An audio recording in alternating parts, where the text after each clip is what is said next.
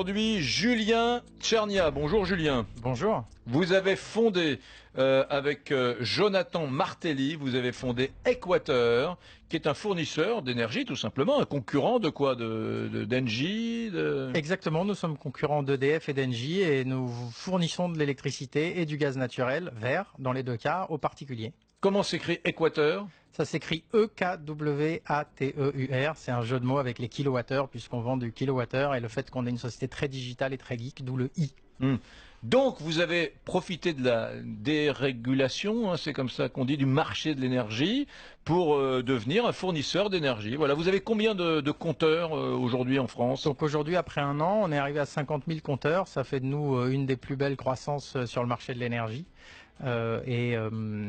Grande partie électricité et en plus petite partie gaz. Dites-moi, imaginons que je déménage demain, donnez-moi une bonne raison de dire finalement je vais prendre un compteur, un abonnement chez Equateur et pas chez un autre fournisseur plus connu. Alors la première raison c'est le prix, hein, vous ferez environ en moyenne 100 € d'économie chez nous.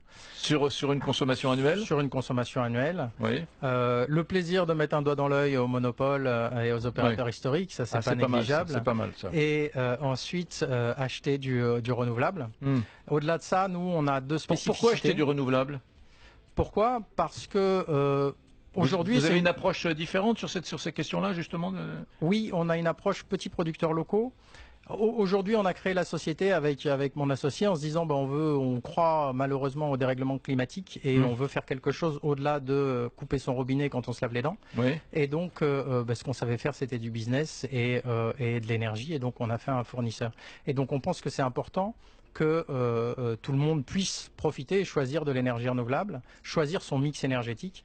Par contre, évidemment, ça ne doit pas être punitif. On ne croit pas en l'écologie punitive et donc c'est pour ça qu'on s'est battu pour que ce soit moins cher. Ouais. Donc ça veut dire que toute l'électricité que vous revendez là, c'est de l'électricité renouvelable. Ça veut dire que c'est garanti. Non, c'est la même que tout le monde. Non, l'électricité est difficile de. Alors oui, donc ça veut dire qu'on garantit que sur un an, on va acheter autant d'électricité ou de gaz renouvelable que vous n'en consommez. Par contre, évidemment, chez vous, la chaîne de l'énergie ne change pas. Changer, c'est très très simple. C'est il n'y a pas à changer de compteur, c'est toujours la même électricité, c'est toujours le même gaz et c'est toujours la même qualité d'approvisionnement. Dites, c'est compliqué ou pas dans l'esprit d'un Français de changer de fournisseur d'énergie? Un peu, je change d'opérateur téléphonique, oui, bon ça on a tous fait une ou deux fois dans notre vie, quitter son opérateur d'énergie, de gaz, de fournisseur de gaz pour aller chez un autre, c'est un truc qu'on fait facilement ou pas? Je me rends pas compte. Moi par exemple, j'ai jamais quitté mon fournisseur d'énergie. C'est impossible, c'est vertigineux. Ni ma femme, vous voyez, je suis infidèle. Moi quand je l'ai fait pour la première fois, j'étais patron de la société et je suis rentré chez moi, j'ai dit on a quitté EDF et on m'a regardé en disant mais t'es sûr de ce que tu fais? Ouais, j'étais quand même patron de la boîte.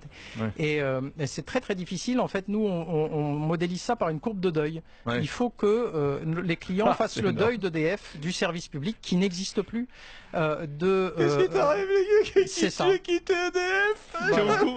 T'es au courant pour GDF, c'est terminé. Donc il y a le déni, la colère, il y a toutes des étapes, la tristesse, la peur, qu'il faut faire passer aux clients avant d'arriver à les convaincre. Si je me contente de dire 100 € d'économie, les gens n'écoutent pas parce qu'ils sont bloqués avant sur l'image qu'on a d'EDF, Conseil national de la résistance, service public à la française, indépendance énergétique, champion français, général de Gaulle. C'est tout ce qu'était la France. Mais ça fait 10 ans que c'est plus le cas.